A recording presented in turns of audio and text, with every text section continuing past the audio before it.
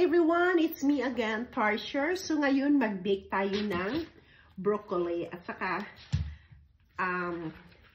asparagus, zucchini, and mushroom.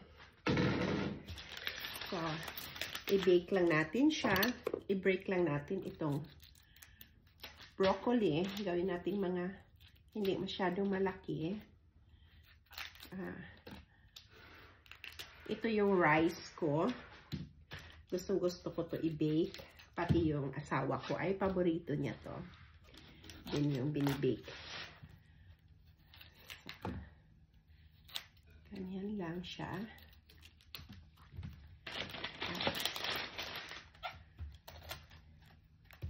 Madali lang ko siya i-bake ng 450 yung oven nyo. Tapos 5 minutes, luto na siya. Ayaw ko yung tinatanggal yan dahil gusto ko yan kainin. Yung crunchy ba?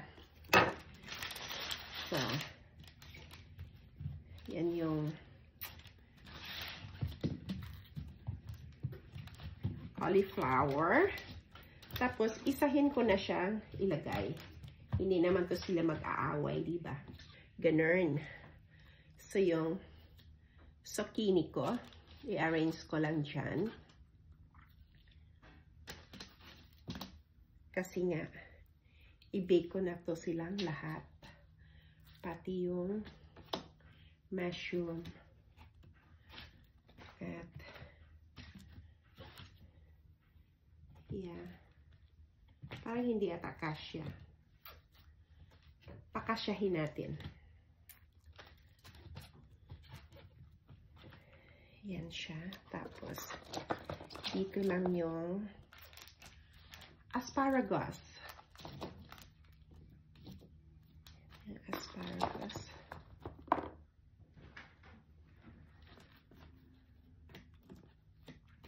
Parang iganon ko lang yung zucchini. Madali lang naman to siya maluto, yung zucchini.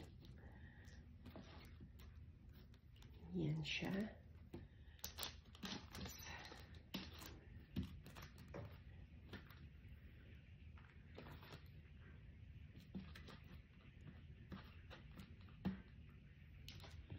And then, dito yung iba. And then, yung mushroom.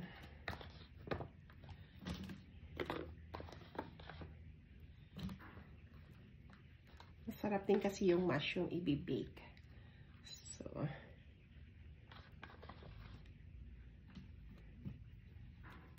and then, ito yung seasoning ko.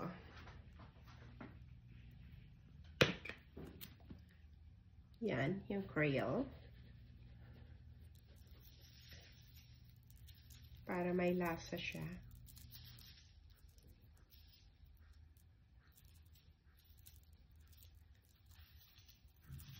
Ground black pepper. Cayenne pepper. Para may kick siya.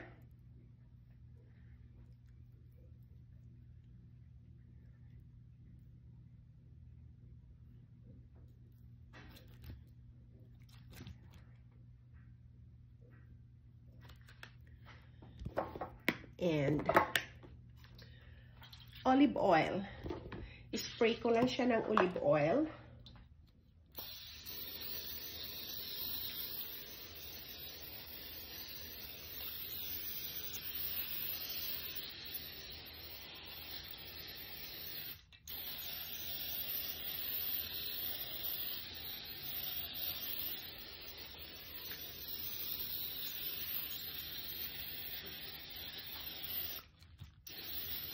Hindi ko na siya ihalo.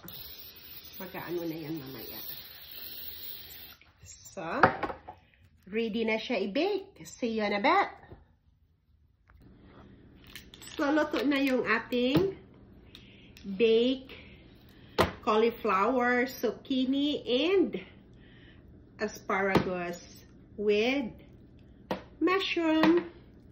Ang sarap niya. So, let's try.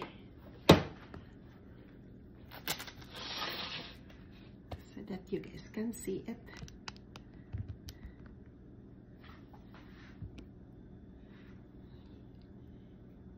Let's try the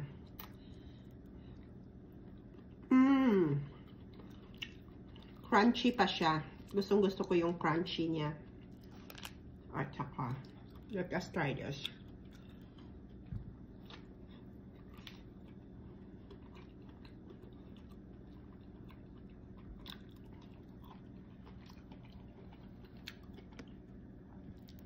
Ang sarap. Kaon na ta. Daghang salamat sa tanan.